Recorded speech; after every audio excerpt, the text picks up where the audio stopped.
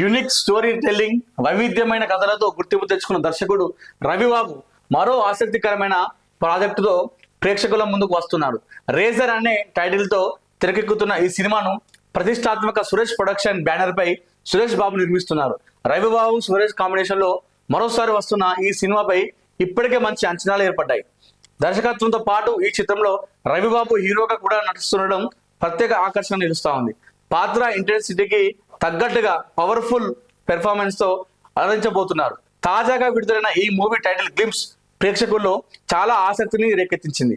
Visuals పూర్తిగా రా and brutal tone లో ఉండగా, రవిబాబు రౌడీలను ఎదుర్కొనే విధానం, రేజర్ తో చేసే హింసాత్మక దాడులు వణుకు పుట్టించేలా ఉన్నాయి. ఈ గ్లింప్స్ ప్రతీకారంతో నిండిన క్రైమ్ కథ సూచిస్తోంది.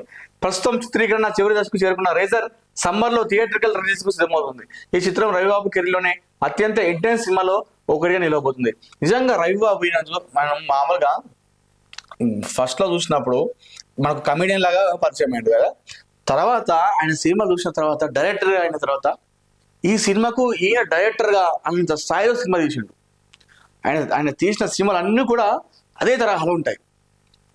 కామెడీ ఉంటుంది, లవ్ ఉంటుంది, ఎమోషన్ ఉంటుంది, క్రైమ్ ఉంటుంది, డ్రామా ఉంటుంది, అదేవిధంగా భయం కూడా ఉంటుంది. అట్లాంటి సినిమాలు చాలా తీసాడు. ఇప్పుడు అనసూయ సినిమా చూసారా?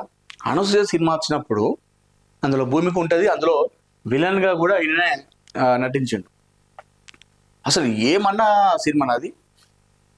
ఆ టైంలో వచ్చిన సందర్భంలో తెలుగు సినిమాలో అదొక డిఫరెంట్ సినిమా అనసూయ అనేది. అంటే ఒక సైకో ప్రేమికుడు తను ప్రేమించిన అమ్మాయి కోసం, తను గాఢంగా ప్రేమించిన అమ్మాయి కోసము ఎంత ప్రేమ అంటే చాలా ప్రేమిస్తాడు.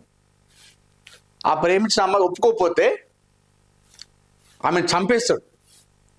ఆమెను చంపేసి ఆ చనిపోయినటువంటి ఆ శవాన్ని కూడా ఏం చేయకుండా తనతోనే ఉంచుకుంటాడు.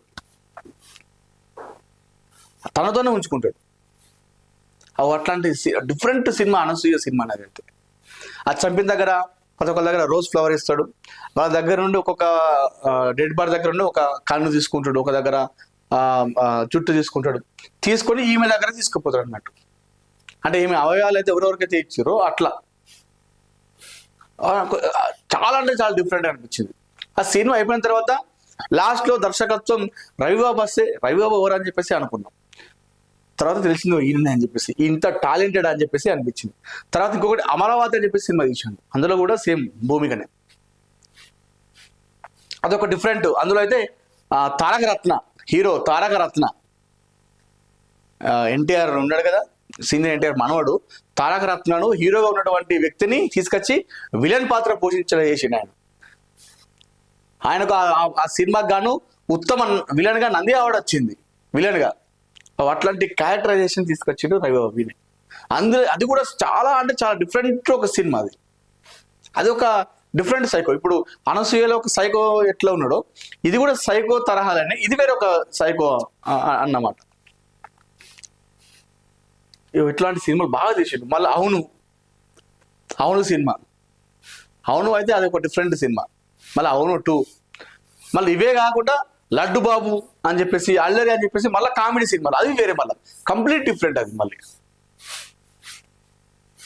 నచ్చావులే, మనసారా, ఇది మళ్ళీ love, comedy cum love. Tanish ను హీరో తీసుకొచ్చింది అంటే పెద్ద పెరిగిన తర్వాత నచ్చావులే అని చెప్పేసి. ఇట్లాంటి వైవిధ్యమైన అన్ని రకాలుగా ఉన్నటువంటి సినిమాలు తీస్తా ఉంటాడు రవిబాబు. అసలు నెక్స్ట్ లెవెల్ ఈయన రవిబాబు. ఈ మధ్యకాలంలో చాలా మిస్ అవుతున్నాం. ఇంత మంచి సినిమాలు తీసి ఇంత గ్యాప్ ఎందుకు వచ్చింది, ఎందుకు సినిమాలు అంటే ఈయనను అభిమానించేటువంటి కొంత ఉంటుంది. వాళ్ళందరూ చాలా డిసప్పాయింట్. ఈ మధ్యకాలంలో చాలా వచ్చినాయి. ఈ రవిబాబు ఎటు వెళ్ళండి, అసలు ఇంత మంచి సినిమాలు ఇచ్చిన వ్యక్తి కనిపిస్తలేడు, నేను చాలా మిస్ అవుతున్నాను సినిమా అని చెప్పేసి. సో ఫైనల్ గా వచ్చేస్తున్నాడు మళ్ళీ. Ravibabu is back.